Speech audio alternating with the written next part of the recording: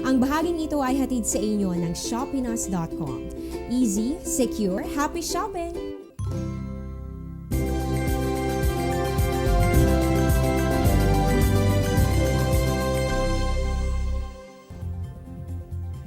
Magandang umaga po, kayo pa rin ay nakatutok sa Panahon TV. Dahil nga back to work, back to school Monday ngayon, mahalagang handa kayo sa magiging lagay ng panahon, hindi po ba? Kaya naman silipin natin tong forecast ng pag-asa sa iba't ibang bahagi ng Pilipinas.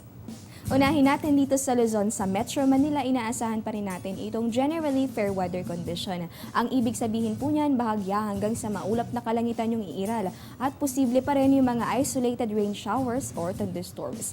Ganyang panahon din po yung mararanasan dito po yan sa may bahagi nitong Legazpi hanggang dito sa may bahagi ng Puerto Princesa at sa may Tuguegarao. Ang maximum naman, posible po yung umabot sa 33 degrees Celsius sa Tuguegarao, habang dito naman sa Baguio, posible po yan sa 15 hanggang sa 20 degrees Celsius. Maulang panahon yung ating inaasahan dyan. Ganyan din dito sa may bahagi nitong Lawag hanggang dito sa may Olongapo at sa may Tagaytay.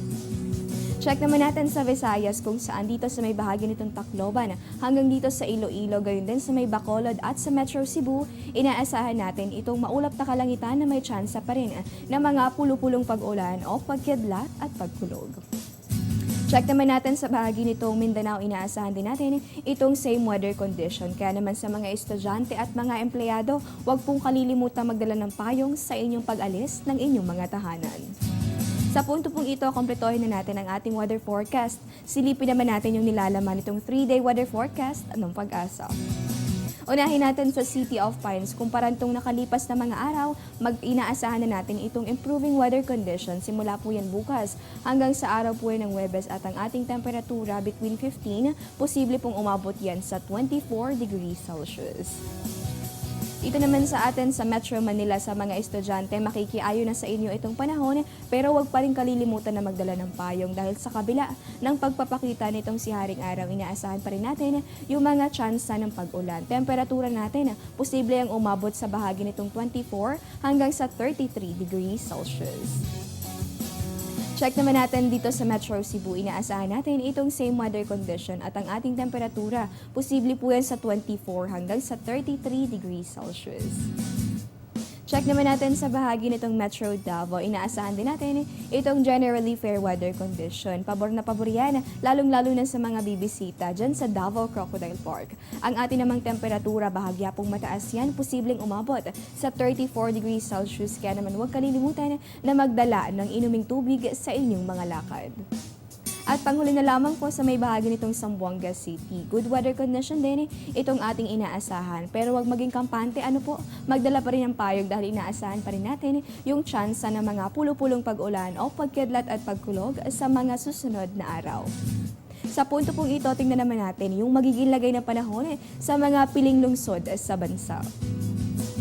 Sa bahagi po nitong Cabanatuan, Calapan, Calayan Islands, inaasahan natin yung maulang panahon at ganyan din yung mararanasan sa may bahagi nitong Rojas. Sa Dumaguete naman, General Santos, Surigao, Tagbilaran at sa may Catbalogan, inaasahan natin yung fair weather condition. Ibig sabihin po niyan, bahagya hanggang sa maulap na kalangitan yung iiral at posible pa rin yung mga isolated rain showers or thunderstorms.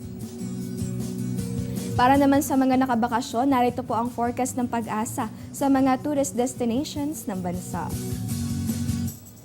Unahin natin sa may Boracay at sa may bahagi nitong El Nido, ganun din sa may Camiguin at Sanaga, inaasahan nating makikiayon sa inyo ang panahon at hindi kayo bibiguin nitong generally fair weather condition.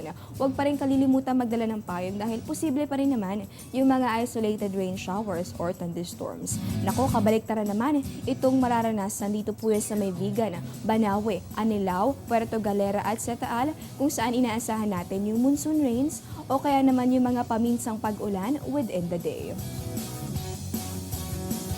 Diyan lamang po kayo, magbabalik pa kami matapos ang ilang paalala.